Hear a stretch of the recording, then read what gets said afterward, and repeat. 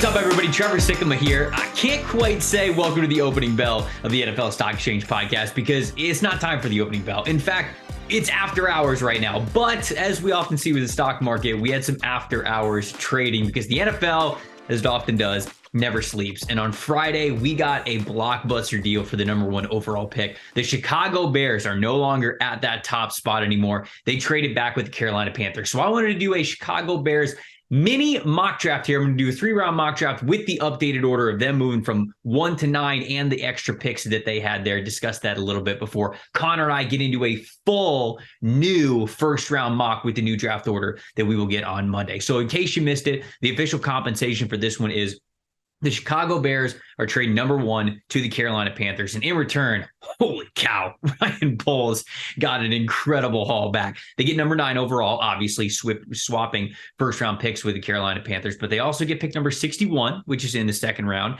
a first-rounder next year, and a second-rounder in 25. Oh, and the cherry on top is wide receiver DJ Moore. So of all of the options that were on the table, for the Chicago Bears to not only be able to get multiple first-round picks, but multiple second-round picks as well, and fixing one of the biggest needs that they have, which was to get a wide receiver one on the team. Now their wide receiver room is DJ Moore, Darnell Mooney, and Chase Claypool. For whatever you think of Chase Claypool, I think that's a pretty strong 3 for Justin Fields and what they're going to do. So we are firing up PFF's mock draft simulator to give you a 3-round Chicago Bears mock draft post-trade. So in this simulation, I've got it already at number 9 overall. Obviously, the quarterbacks are off the board, all 4 of them. Bryce Young, Will Levis, CJ Stroud, Anthony Richardson. They're all gone by number 9. Also, Jalen Carter and Will Anderson are gone as well. So it's kind of to be seen whether or not Jalen Carter might make it to number 9 overall. That's the dream for Chicago, right? To still sit there at number 9. Perhaps Jalen Carter falls all the way to you at number 9, given the off-the-field stuff, but maybe off-the-field stuff ends up crossing him off of their board as well. If it doesn't, and he makes it to 9, it couldn't be a prettier scenario because if Chicago wasn't going to move off the top spot, I think a lot of people would have told you that Jalen Carter would have been the pick. So at number 9 overall, I'm looking O-line, right? I mean, after you go get DJ Moore to be that wide receiver 1, the O-line is still what you have got to focus in on. Yeah, I like Tevin Jenkins when he's healthy. I like what we saw from Braxton Jones, but the rest of the group could use a major upgrade.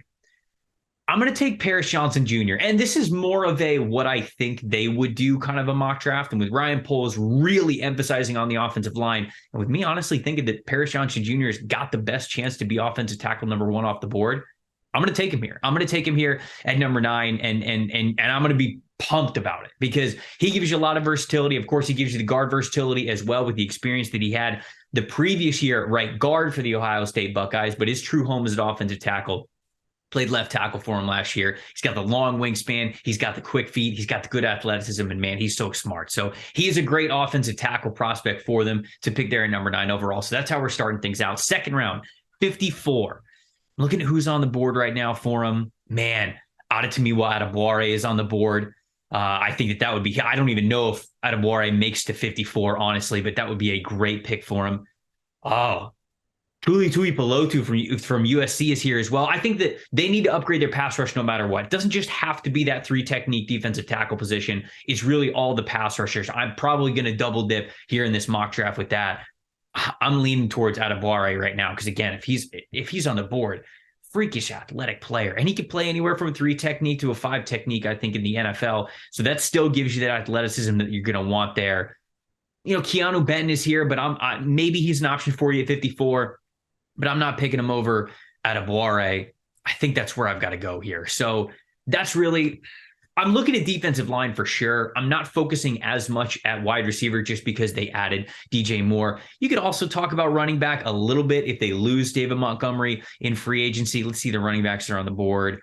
Zach Charbonnet, Devon Achane, Tank Bigsby. I like these players, but I don't think you're taking them over the pass rushers that are there. So look, I'm going to take Adebawore here at 54. Again, back-to-back trenches for him, going Paris Johnson Jr. at number 9 and then Adebawore at 54. We're now on at 61, which is where the Carolina Panthers were picking here at 61 at the back end of the second round. This is one of these selections that was traded over to them. A lot of the same guys kind of still on the board. You got some tight ends that might be available there. I just don't love Andre Carter. Matthew Bergeron. Ooh, this is somebody that I like. Joe Tittman's here as well. Matthew Bergeron, I think, gives you that tackle guard versatility in the NFL. Could definitely like that. He's on the board here. Joe Tittman, the athletic center. They got Patrick Lucas. They got Tony Whitehair or Cody Whitehair. But man, they could pick either of those guys. Actually, now that I'm continuing to look at things, Nick Herbig is here from Wisconsin. I know Connor has talked highly about Nick Herbig. I think Mike Renner, our lead draft analyst over at PFF, he likes him as well. Ooh, Keanu Benton's still here. Man, that's tempting. That's super tempting. Derek Hall. I think I might end up going with Derek Hall. I like Derek Hall. Man, I think that Derek Hall is underrated in this class. I think he's pretty underrated. Maybe you go with Benton, though, because Benton can play nose for you. Let's see who they got on the interior defensive line. Justin Jones, Jalen Holmes, and the other guys are free agents. I think I might double dip here. I'm going to pick Keanu Benton just because I like him better as a prospect. But offensive line could have gone Joe Tittman or Matthew Bergeron. Could have gone with Derek Hall here. Maybe I might be able to get Derek Hall. Oh, I'm picking at 64. I totally forgot. We're only 3 spots down at number 64. So I'm going to take Keanu Benton. I'm going to see what we got here at 64. The offensive lineman leave. Bergeron's still there. Joe Tittman's still there. Luke Weipler's still there from Ohio State. Oh, I think I'm going to go Tittman. Here. Man, just all offense, all beef with this mock draft. But that's what you got to do, right? If you're really going all in on Fields, that's the beauty of getting DJ Moore in this trade, is that you can really focus heavily on the trenches. So we got 2 trench guys already, and I'll go with Joe Tittman, man. Super athletic center from Wisconsin, who I think he played multiple spots on the interior offensive line for you.